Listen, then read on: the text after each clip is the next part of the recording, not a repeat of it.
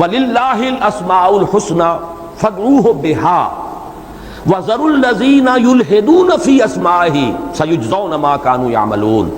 دیکھو اللہ کے ہیں تمام اچھے نام، تو پکارو اس کو انہی ناموں کے ذریعے سے، اور دفع کرو، چھوڑ دو، اعراض کرو ان سے جو اس کے ناموں میں الحاد کر رہے ہیں، یقیناً انہیں بدلہ ملے گا اپنے اعمال۔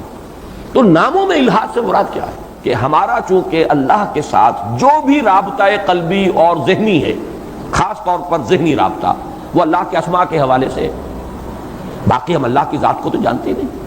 اسماء اور صفات کو کہنے میں ہم کہہ دیتے ہیں یہ دو الفاظ علیحدہ علیحدہ ہیں، ایک اسم ہے ایک صفت ہے، لیکن حقیقت میں تو ایک ہی ہے۔ رحیم صفت ہے، الرحیم نام ہے، اس میں فرق کیا ہوا؟ قدیر صفت ہے، القدیر القادر یہ اللہ کا نام ہے۔ تو الف لام جب لگ گیا تو وہ معرفہ بن گیا، وہ اللہ کا نام ہو گیا، جب بغیر الف لام کے اور تنوین کے ساتھ ہے وہ صفت ہے۔ اسی لیے وہ ایمان مجمل کے الفاظ میں ان دونوں الفاظ کو جمع کر دیا گیا ہے، آمنت باللہ کما ہوا باسمائہ و صفاتہ، میں اللہ کو مانتا ہوں، اللہ پر ایمان لایا جیسے کہ وہ اپنے اسماء و صفات سے ظاہر ہے۔ اس لیے در حقیقت اللہ کی پاکی کرنا یا پاکی بولنا، در حقیقت اس کے ناموں ہی کو پاک رکھنا جو ہے، یہی تو اس کا اصل مفہوم ہے۔ باقی ہم اس کی ذات کے بارے میں تو وہ جان ہی نہیں سکتے۔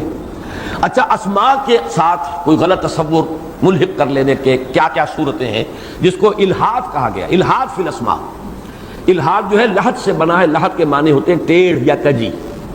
چنانچہ ایک قبر تو ہوتی ہے نا سیدھی، جو براہ راست جو ہے اوپر سے نیچے جو ہے جا رہی ہے، اس میں بغلی قبر نہیں ہے، بغلی قبر میں ٹیڑھ ہوتی ہے، کچھ دور جو ہے وہ سیدھی نیچے گئی، اس کے بعد ایک سائڈ کے اوپر مڑ کر، اور اصل قبر جو ہے وہ اس کو لحد کہتے ہیں۔ لحد وہی ہے، عام قبر جو ہے وہ قبر ہے، اسے لحد نہیں کہیں گے۔ لحد اس قبر کو کہا جاتا ہے کہ جس کے اندر بغلی قبر بنتی ہے اور اس کے اندر ایک کجی آتی ہے۔ الحاد کے معنی ہے کسی شے میں کجی پیدا کرنا۔ اللہ کے ناموں میں کجی کس اعتبار سے؟ نمبر ایک یہ کہ جو نام اللہ کے شایان شان نہ ہو وہ نام خود رکھ دینا اور اس سے اس کو پکارنا۔ اور اس میں احتیاط کا پہلو یہ ہے کہ چاہے ہم یہ کہیں گے کہ اللہ میں تمام صفات کمال تمام و کمال موجود ہیں، لیکن تعین کے ساتھ اللہ کے نام ہم وہی شمار کریں گے جو قرآن یا حدیث میں آئے۔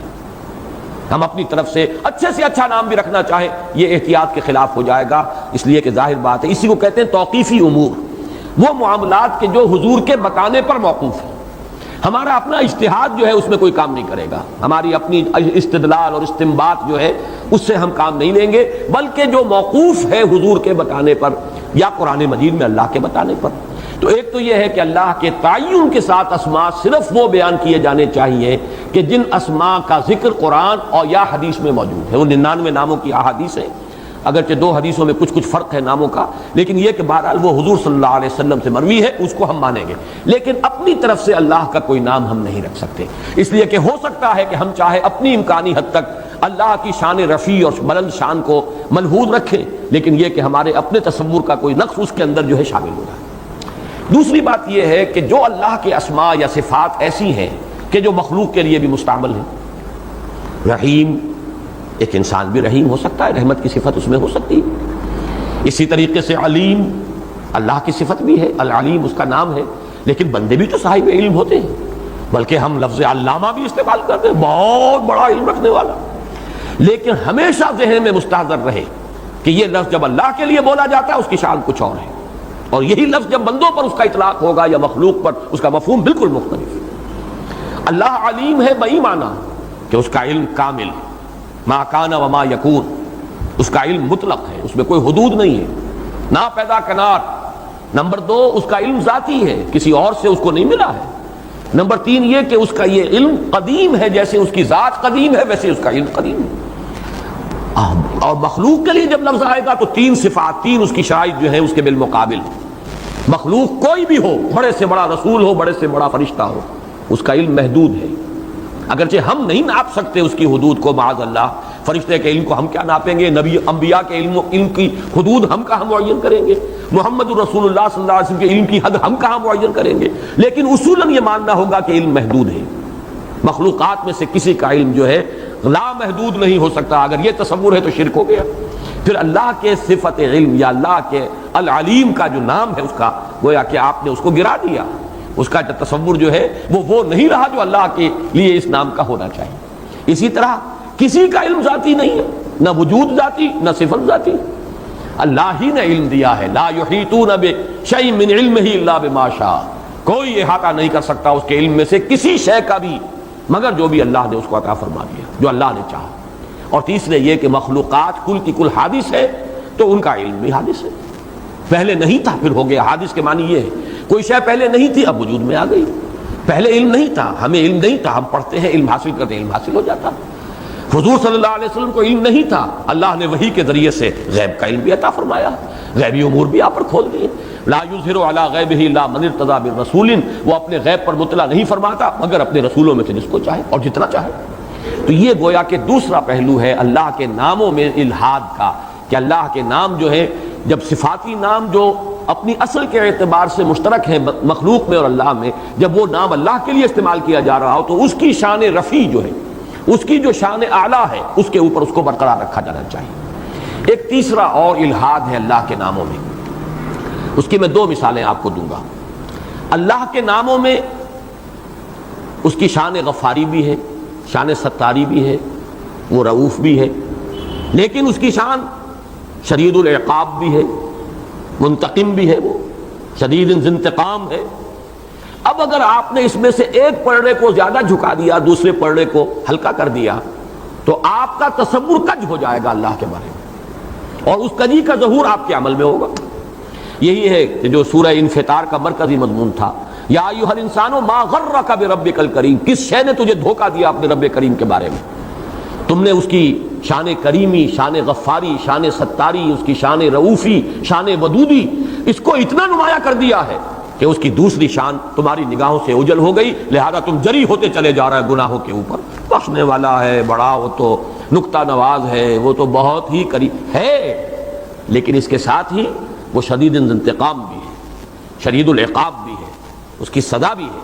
اس اعتبار شدید العذاب، شدید العقاب، یہ الفاظ بھی اس کے.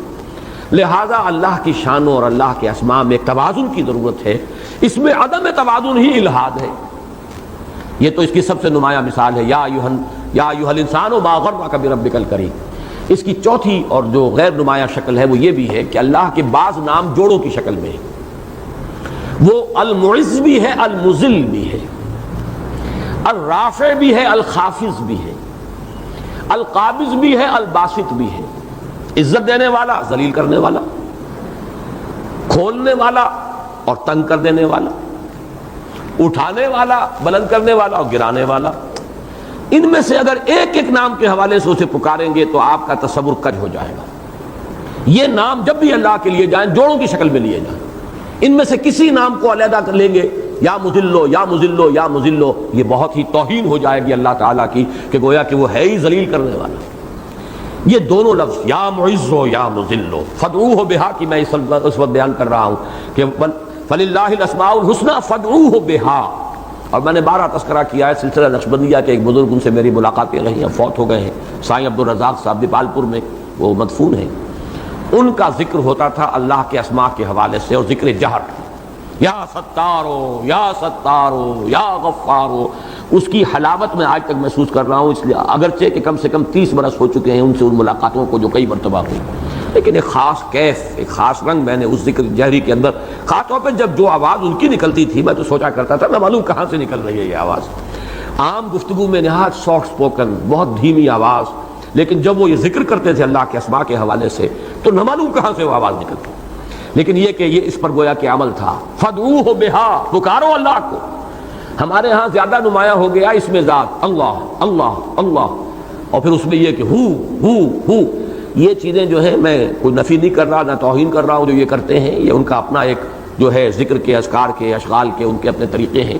لیکن میرے نزدیک قرآن مجید کی جو نص ہے اس کے اعتبار سے اللہ کا ذکر فدعوہ بہا، اس کو پکارا جائے اللہ کے ناموں کے ذریعے سے، یا ستارو یا غفارو یا قہارو یا خافضو یا رافعو. یہ جو الفاظ ہیں ان کو پکارا جائے اللہ کو اس کے اسماء کے ذریعے سے، فدعوہ بہا. لیکن یہ کہ اس میں الحاد نہ کیا جائے، اس میں کجی تلاش نہ کی جائے. کجی کریں گے اللہ کے ناموں میں، آپ کا تصور جو ہے، آپ کی جو معرفت ہے اللہ کی، اس میں ٹیڑھ پیدا ہو جائے گی. جب آپ کی اس معرفت کے اندر ٹیڑھ پیدا ہو گئی تو آپ کے رویے میں اس کا ٹیڑھ ظاہر ہو جائے گا. تو نقصان تو سارا اپنا ہی ہے، وَذَرُوا الَّذِينَ يُلْحِدُونَ فِي أَسْمَائِهِ، تو ذرا چھوڑ دو اور دفع کرو اور اعراض کرو ان لوگوں سے جو اللہ کے ناموں میں الحاد کرتے ہیں۔ سَيُجْزَوْنَ مَا كَانُوا يَعْمَلُونَ، انہیں سزا دی جائے گی، بدلہ دیا جائے گا ان کے اعمال کا۔ ایک بڑی محتاط روش اختیار کی جائے، کوئی نام جو اس کے شایع نشان نہ ہو وہ ہم از خود نہیں رکھ سکتے اللہ کا۔ توقیفی امر ہے، جو نام قرآن اور حدیث میں آئے ہیں وہی نام لیے جائیں گے، انہی سے پکارا جائے گا۔ پھر جو نام اپنے اصل مادے کے اعتبار سے مشترک ہیں مخلوق میں اور خالق میں، وہ جب نام لیں گے اللہ کا تو اس کی شان رفیع اور اس کی علو شان جو ہے ربک الاعلی، اس مقام پر اس کو برقرار رکھتے ہوئے اس کا نام لیں گے۔ نمبر 3 یہ کہ اس ناموں میں بحیثیت مجموعی بھی اعتدال ہونا چاہیے کہ سب کو سامنے رکھا جائے، یہ نہیں کہ ان کے بعض اسماء کے سے خصوصی مناسبت پیدا کر لی جائے اور بعض دوسرے اسماء سے گویا کہ اپنے ذہن جو ہے اس کو دور کر لیا جائے، محجوب کر لیا جائے۔ یہ بھی ہمارے تصور باری تعالی یا ہمارے